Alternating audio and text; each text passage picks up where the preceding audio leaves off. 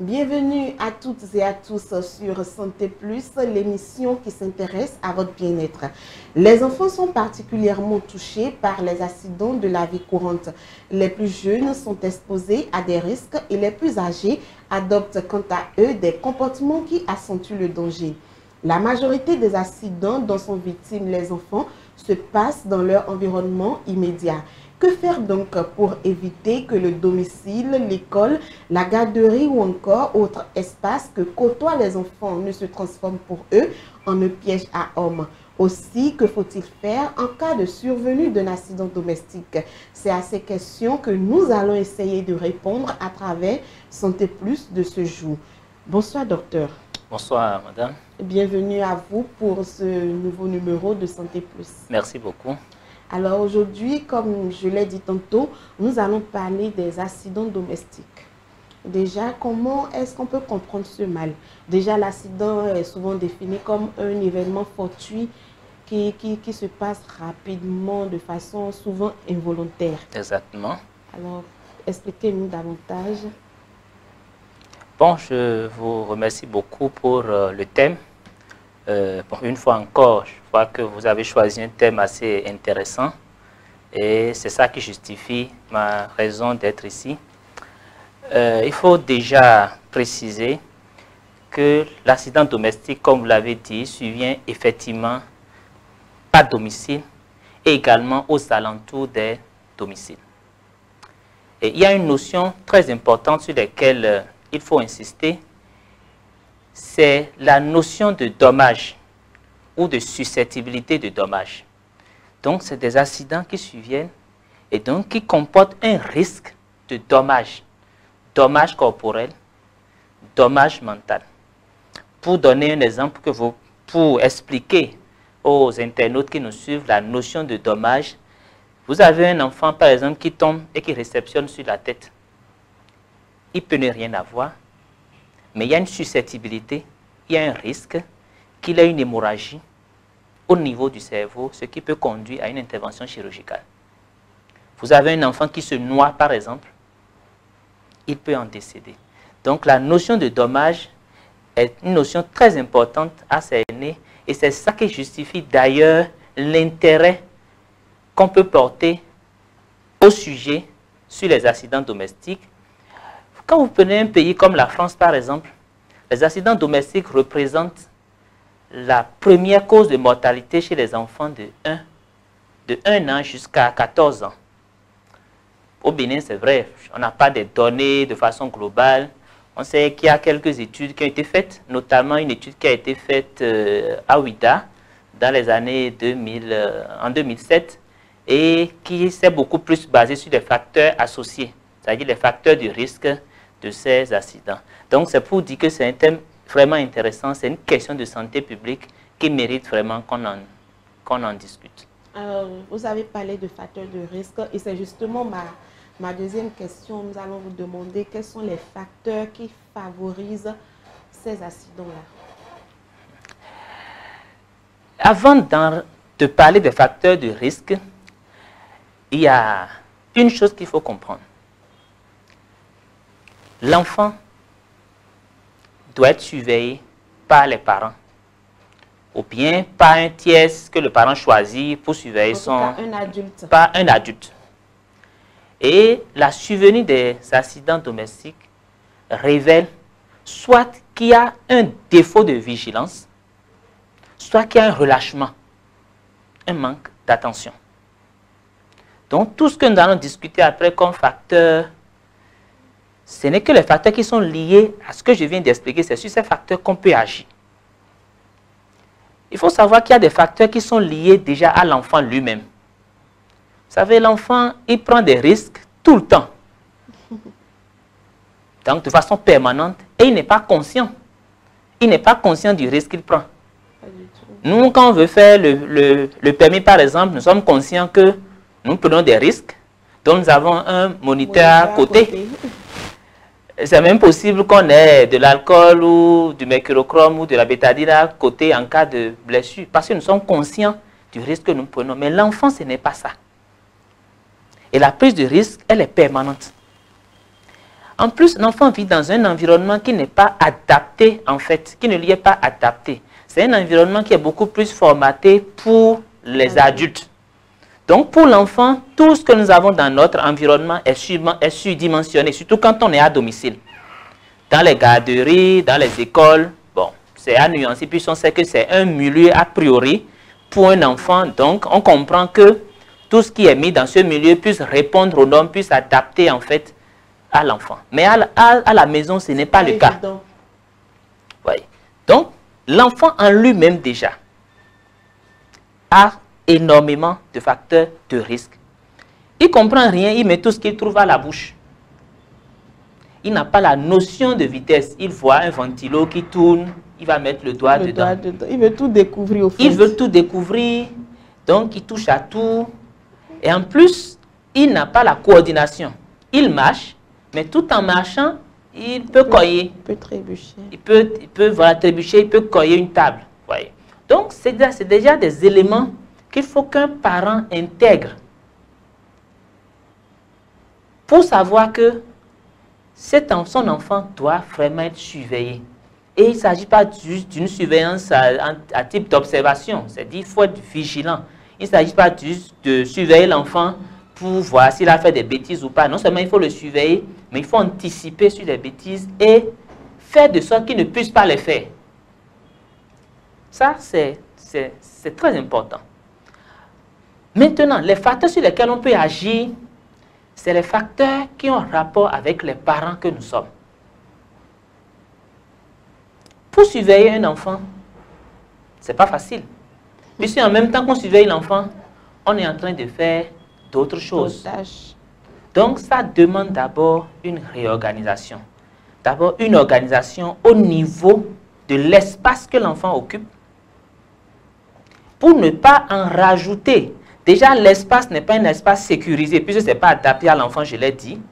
En plus, s'il y a des objets dangereux qui traînent, un enfant qui n'a pas un esprit de discernement, c'est normal que lui puisse se saisir de ces éléments, de ces objets qui traînent dans son environnement. Et donc, le parent qui n'est pas ordonné vient ajouter encore d'autres risques aux risques que représente habituellement l'environnement.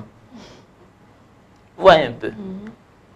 L'autre chose, c'est qu'il ne faut pas qu'on ait un parent qui soit distrait. Et ça, c'est un facteur de risque assez important. Les addictions. Un parent qui est plus porté vers son portable que vers son enfant, vous imaginez, il aura du mal à vraiment surveiller ce dernier qui demande une surveillance permanente. Exactement. Ensuite, bon, ne parlons même pas d'un parent qui boit. Vous voyez.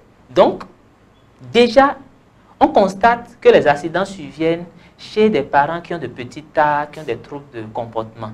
Donc, ça déjà, c'est un facteur de risque. Quand la maman a surveillé plusieurs enfants, elle a 3 enfants, elle a un enfant qui a 9 mois, qu'elle doit surveiller. Elle a un enfant qui a 2 ans, un enfant qui a 4 ans, elle seule. Ce qui fait que dans les familles nombreuses aussi, où peut-être le papa n'est pas présent, où la maman est seule à surveiller, ça peut poser un problème. Une mère qui est jeune, peut-être qui a fait son enfant à 15 ans, donc elle n'a pas la maturité qu'il faut. Donc elle ne comprend pas également le rôle qu'elle a joué. Donc tout ça là sont des facteurs qui peuvent conduire aux accidents domestiques. Mais le plan n'est pas là. Il y a des facteurs qui, quand vous êtes pédiatre et que vous les voyez, ça fâche un peu. Et vous permettez que je vous donne un exemple. Il y a un cas qui m'a marqué, un enfant de 3 ans qui est tombé dans un puits. Et vous imaginez que le puits là était là depuis la naissance de cet enfant. Mais comme le papa est en location, il n'a pas compris par exemple que pour la sécurité de son enfant, qu'il doit fermer ce puits. Donc ça par exemple. Et en plus, tenez-vous tranquille, quand le décès est arrivé, puisqu'après je l'ai revu, l'enfant est décédé. puisqu'il est tombé dans un puits, il est décédé. Quand je l'ai revu après avec un autre enfant, enfin, avec le grand frère de la petite qui est décédée, mais il a même pensé que c'est de la sorcellerie. Donc, vous comprenez, donc il y a aussi les croyances. Nos croyances aussi constituent des facteurs favorisants puisque ça nous empêche de voir le danger et donc ça nous empêche de jouer le rôle qui est le nôtre. De prendre les mesures. De prendre les mesures que nous devons prendre justement pour anticiper. Ouais, un peu. Il y a des parents qui sont trop permissifs, qui sont laxistes, on va dire. Le parent est là, il voit l'enfant, un enfant de 4 ans qui monte par exemple sur un guéridon en verre, qui sautille. Qu'est-ce que lui en sait? Rien jusqu'à ce que ça se rien brise. Jusqu'à ce que ça se brise. Or, vous savez, c'est une loi de probabilité. L'enfant peut monter dessus aujourd'hui, il peut sautiller au plafond et revenir dessus et ne rien avoir. Mais demain, il peut juste faire quelques mouvements et puis ça va. Ouais. Donc, voilà des éléments qui constituent vraiment des facteurs favorisants. Donc, il y a des éléments qui vraiment sont liés à l'enfant sur lesquels on ne peut pas agir parce que l'enfant, il est comme ça, on ne peut pas le changer. C'est un apprenti permanent et l'apprentissage du risque fait partie de la vie. Mais en tant que parents, les facteurs qui dépendent de nous, par contre, nous pouvons agir dessus. Et ce que je veux juste dire pour m'en arrêter à ça, c'est que c'est l'attention. En tant que parents, nous devons nous montrer disponibles, attentionnés.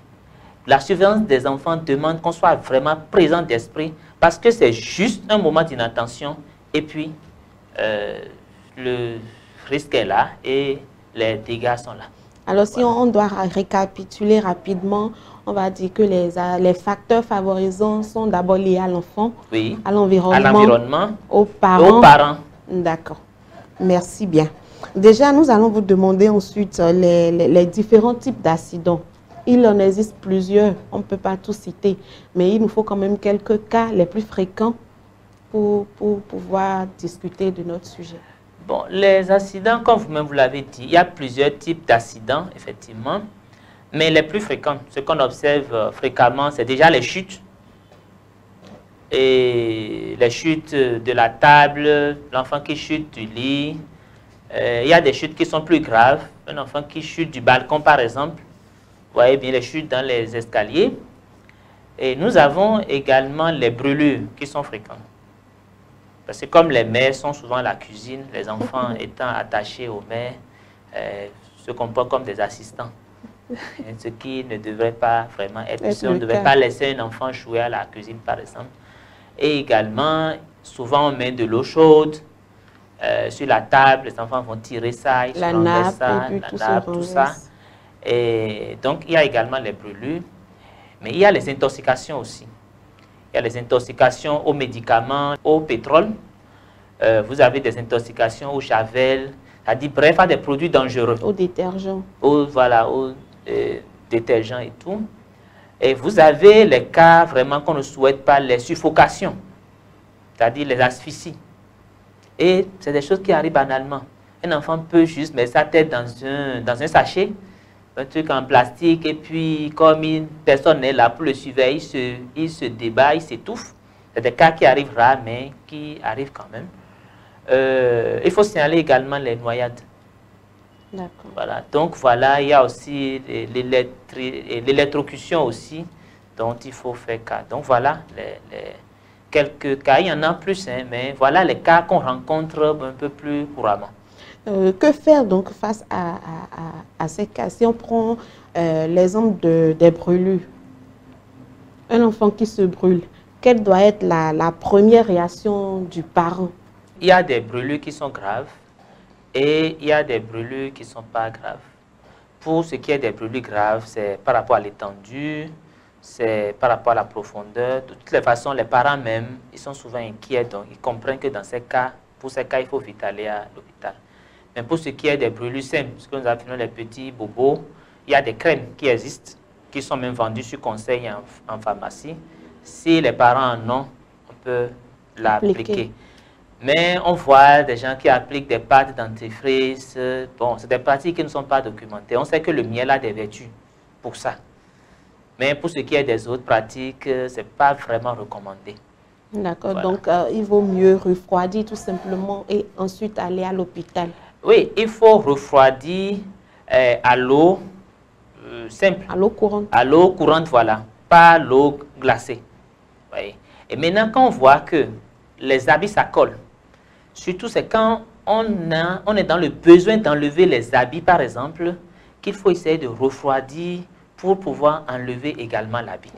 Si ce n'est pas qu'on a forcément besoin d'enlever l'habit qui s'est accolé, on n'est pas tenu obligé de refroidir. Voilà, refroidir. D'accord. Il y a un autre cas qui nous intéresse beaucoup, le cas des intoxications. Oui. Oui. Qu'est-ce qu'il faut faire? On connaît beaucoup de pratiques, les gens boivent du lait et puis ça s'arrête là. Est-ce que c'est quelque chose à encourager ou à déconseiller carrément? C'est à déconseiller parce que quand il y a une intoxication, ce qui a lieu de faire pour certains produits, c'est de faire le lavage. C'est d'enlever, c'est de débarrasser l'estomac de ce produit qui a été ingéré. Et le fait de faire boire de l'eau ou bien le fait de donner de l'huile, ça favorise la progression du produit dangereux vers les intestins, par exemple. Donc, c'est une pratique qui est déconseillée. Il ne faut rien donner à boire. Au contraire, il faut mettre l'enfant à jeun et l'amener à l'hôpital. Les intoxications ne se gèrent pas à domicile. Même en cas de suspicion, il vaut mieux consulter pour qu'au décours de l'examen, le médecin vous rassure pour vous dire si effectivement l'enfant s'est intoxiqué, s'il a bu le produit ou pas, plutôt que d'entreprendre des manœuvres qui peuvent vraiment rendre la tâche difficile au médecin après. D'accord. Bon, pour ce qui est des autres cas, je pense qu'un enfant qui tombe, qui se brise la main, ce n'est même pas à discuter. Ah, évidemment qu'il faut aller consulter pour ça. À l'hôpital en même temps. C'est clair, je crois. D'accord. Maintenant, nous allons parler des préventions. Je pense que c'est le plus important. Qu'est-ce qu'il faut faire pour éviter ces accidents? Pour éviter ces accidents, c'est qu'il faut déjà prendre conscience qu'il y a le risque et que le risque est permanent. Ça, c'est déjà ça. Ensuite, il faut vraiment faire une surveillance soutenue, une surveillance attentive par rapport aux enfants. Et ce qui arrive aux parents, c'est qu'ils méconnaissent les aptitudes de leurs enfants. Ils ne savent pas toujours de quoi un enfant est capable. Quand nous prenons un enfant qui a 3 mois, par exemple, c'est un enfant qui peut se retourner sur le lit. Donc le parent ne sait pas, il laisse l'enfant, il va se doucher et il est surpris que de retour de la douche, que l'enfant est déjà au sol. Ouais. Quand vous voyez un enfant qui a par exemple entre 6 mois et 9 mois, c'est un enfant qui s'assoit, qui va à 4 pattes, qui peut saisir des objets. Donc si on laisse traîner des objets dangereux dans son environnement, il peut les avaler. Donc il faut déjà prendre conscience de ces risques pour ne pas exposer l'enfant. Quand on prend un enfant qui a par exemple 1 an, entre 1 an et 18 mois, qui commence déjà à marcher, mais il peut s'éloigner de vous. Donc il peut s'éloigner de vous et aller tomber dans un puits, aller même se noyer dans une bassine d'eau. Ouais, un peu. Donc déjà, c'est qu'il faut savoir à chaque âge les risques auxquels l'enfant est soumis et maintenant prend les précautions qu'il faut pour anticiper. Et les précautions qu'il faut, c'est que déjà, il faut aménager l'environnement de l'enfant. Il faut essayer le plus possible de lui adapter un environnement pour sa sécurité. C'est vrai, on ne peut pas le faire dans toutes les salles. On peut choisir par exemple le salon ou la chambre à coucher pour le faire. On peut choisir des périodes de la journée où on sait que c'est à ces périodes qu'il s'amuse, qu'il utilise plus cet espace et le fait. Mais de la même façon, il faut aussi avoir des règles et ne pas laisser jouer l'enfant dans des milieux qui sont à risque, comme à la cuisine par exemple. Ou bien, même si on est sur la cour et qu'on est en train de faire le feu, il ne faut pas laisser l'enfant jouer autour du feu. Donc, voilà des règles qu'il faut par exemple suivre. D'accord. Oui. C'est évident qu'il ne faut pas laisser un enfant seul dans une chambre où on sait que, bon, il peut escalader la fenêtre par exemple. Et les parents sont surpris de voir des enfants qui tirent des chaises. L'enfant même, il monte le dispositif sur lequel il va se mettre pour passer de l'autre côté. Exactement. Et tout ça arrive parce que les parents n'ont pas pris conscience. Ils ont sous-estimé leur enfant. Ils ont pensé que la surveillance est juste de rester là et d'observer l'enfant. Ils n'ont pas compris qu'au-delà de la surveillance, il faut de la vigilance. Et donc, il faut anticiper, déjà identifier le risque et anticiper. Ils n'ont pas compris ça et ils sont surpris. Je dirais la même chose pour les prises. Quand vous êtes dans une chambre, vous voyez une prise qui est dénudée. Ou bien vous voyez des fils électriques qui sont dénudés. Il faut mettre ce qu'il faut, appeler l'électricien ou bien mettre la protection qu'il faut ou bien mettre un dispositif pour que l'enfant n'ait pas accès à ça. Donc, c'est des gestes qui paraissent vraiment simples, qu'on n'a pas besoin de lister. Il suffit seulement que le parent identifie et avec le bon sens, lui-même trouvera facilement la formule qu'il faut pour sécuriser son enfant. Parce que la prévention vise d'abord la sécurisation des lieux. Bon, maintenant, au-delà de ça, en tant que parents aussi, n'ayons pas des comportements à risque. Tout à l'heure, nous avons parlé des parents qui regardent la télé. Quand vous savez que vous avez un enfant à surveiller, ça doit vous occuper le temps que ça doit vous prendre. Puisque c'est prioritaire sur d'autres choses.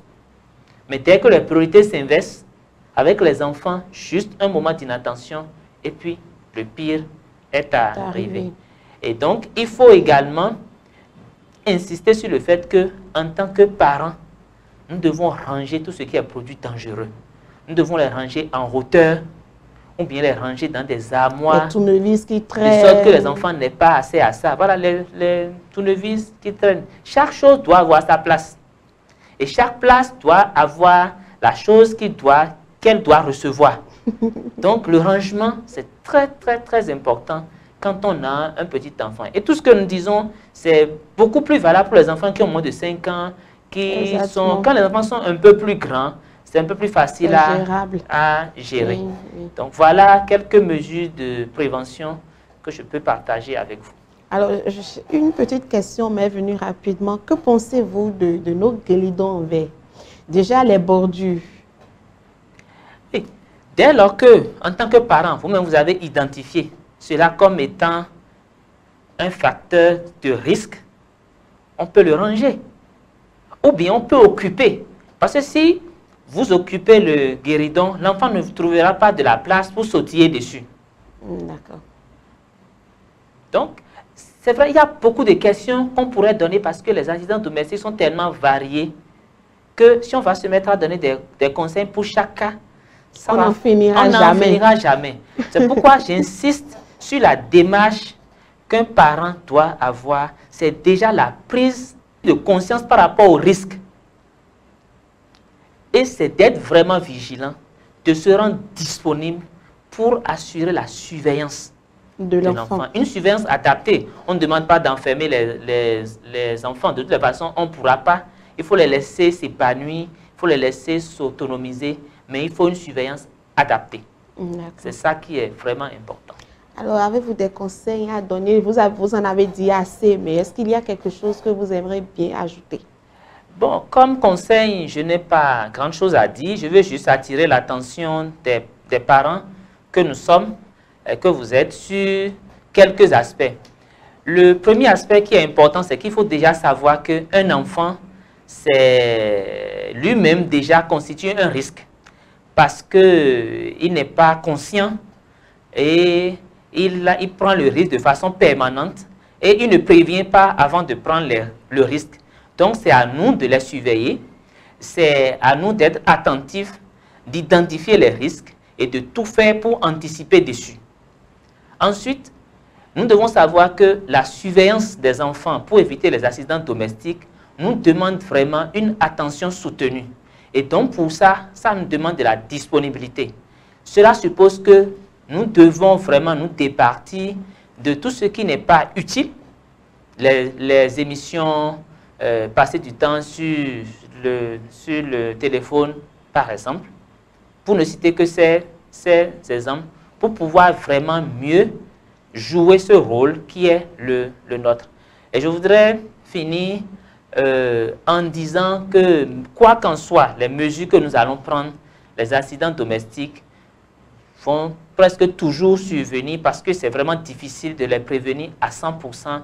Mais au moins, il y a des règles que nous devons nous donner pour éviter les accidents qui sont graves.